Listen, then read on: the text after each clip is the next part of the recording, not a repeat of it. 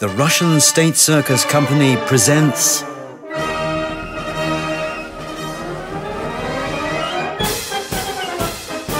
documentary project, Circus as a Social Tool.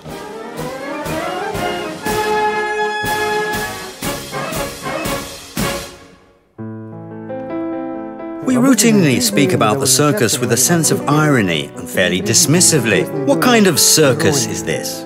This is like a free circus show. Or even the classic, the circus is gone, but the clowns have stayed behind. The question becomes, how fair are such expressions when it comes to this most important of all arts, perhaps the most important after the cinema? Then again, why would people today need the circus?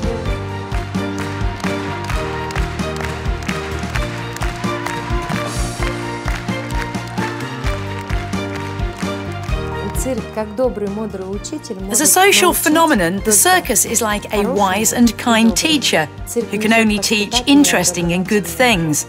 The circus is a guide, an educator. Our performers are role models of strength, courage and skill.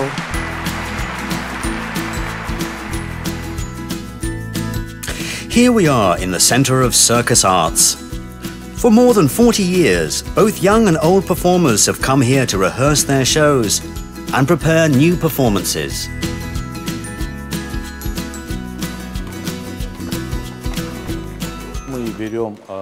Here we have young people who must invigorate and breathe new life into the Russian State Circus Company, so that we can strike a balance between old masters and new talent. The young people must learn from the veterans, so that they can inherit their skills and learn to adore and understand the circus.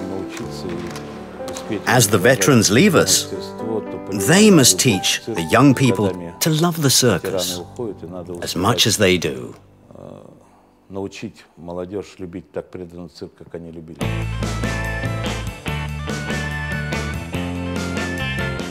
These 9-year-old girls were ordinary schoolgirls just last year.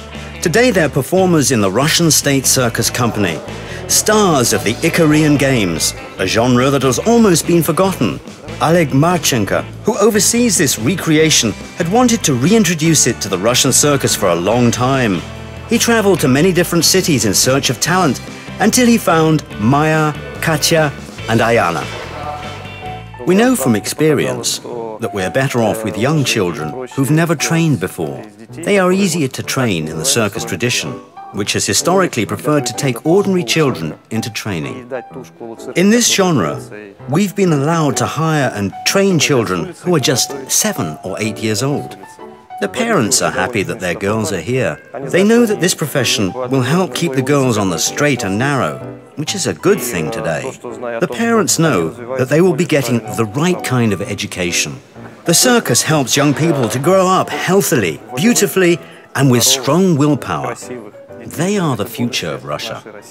After a year of hard work, the acrobats debuted with a performance called Olympic Games to great success in the arena of the Center of Circus Arts. The girls say that their classmates envy them, and they come to their rehearsals every day after school, knowing full well why they need to do it. We like performing. We like going to different countries. We like making people happy. Yes, we do. Of course, young people like them aren't thinking about retiring just yet. The circus profession, however, is quite hazardous, and so circus performers retire young, often before they turn 40. Yet many of them don't leave the circus art for years, and yet others surrender their spot in the limelight to young people and teach them so that the tradition lives on. And when you see that, you really can't tell who is luckier, the pupils or their mentors. It was my grandfather who first took me to the circus, and he taught me how to juggle. I went to trials in Voronezh. Sergei Ignatov saw me and said that I could juggle like God. He said that he had to do some work with my hands, and then I'd turn into a great juggler. Diana's teacher and trainer is Sergei Ignatov, People's Artist of Russia, a renowned juggler and winner of the prestigious Silver Clown Award at the Monte Carlo Circus Festival. Over this past month, I've taught her to think like I do. I know how to do it all. That is, I think I know. I tell her to extend fingers, lift up her wrist or shoulder. So she is thinking now as if through me, and she's doing very well.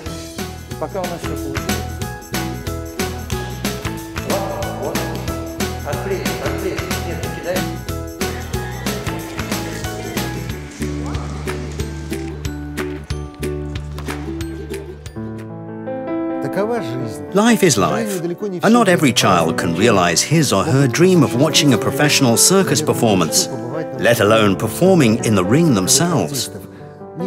But if someone has a sincere wish, sooner or later this wish just must come true for every child. It is his or her right to a miracle.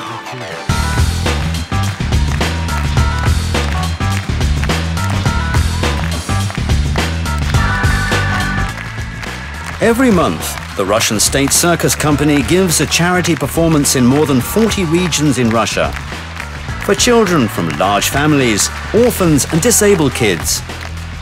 This has become a much-loved tradition.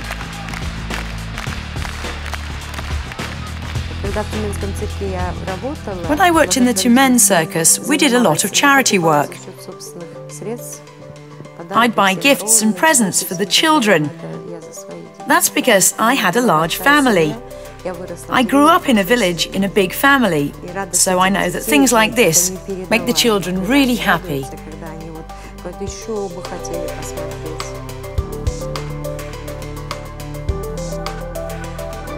Everyone likes going to the circus, and so circus shows must be affordable. Today, tickets to almost all circus shows, except perhaps in Moscow and St. Petersburg, are quite affordable. In regional centers, tickets cost from 200 to 800 rubles, and because of this, the circus community has to pay for quite a lot from their own pockets, and expenses are growing all the time. We are a state company, so we have some social responsibilities. We can't make our tickets as expensive as in, say, Cirque du Soleil, where they cost up to 10 to 15,000 rubles. And therefore we have a paradox. On the one hand, we must bring profits to the state, and on the other hand, we must make our performances affordable for ordinary spectators. In addition to providing affordable tickets, the circus community also respects its audience through special projects. One such project was started in Yaroslavl, where in a recently renovated building, the local troupe organizes social shows. The organizers of this project wanted to create happiness for children with serious health conditions and children from underprivileged families. The goal is to make the children believe in themselves and feel they are liked and treasured. The project has various programs, including the Dr. Circus program, when circus performances are used as a form of therapy. When a child comes to a circus performance and communicates with the animals, he or she experiences lots of positive emotions. Some sick children even get better. Previously, we didn't have dolphins in the circus, but now that some circus buildings have pools, we have dolphin displays too. When children can't come to the circus, then the circus travels to orphanages and hospitals. Circus performers are accompanied by other famous people, artists, athletes, and TV hosts. The Russian State Circus Company also participates in regional and federal charity events. One of the most successful projects is the Night of Museums project in Moscow. A show celebrating the anniversary of the Battle of Stalingrad was a triumph.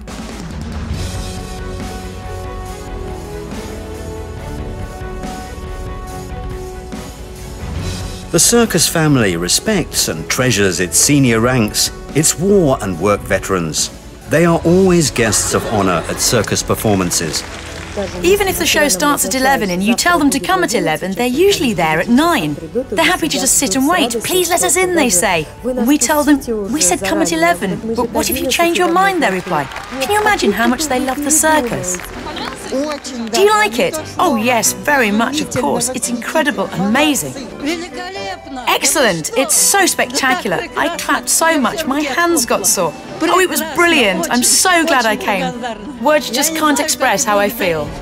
As part of its military-themed social projects, the Russian State Circus Company will soon arrange performances for those who serve Russia and can't come to a circus performance in town.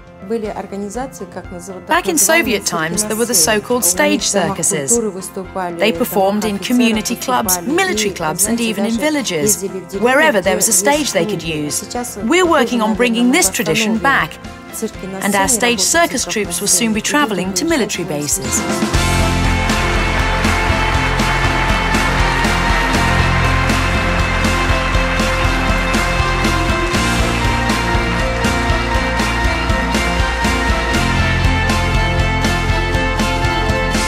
We hope that these socially significant programs will help do away with another silly saying we have in Russia, which goes, those who served in the army would not even laugh in the circus.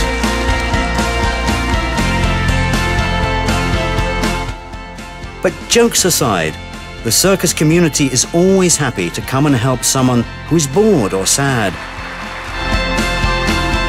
who needs some joy and fire in their life. The circus people give their audiences love and entertainment. And what do they want in return? Happy smiles and applause.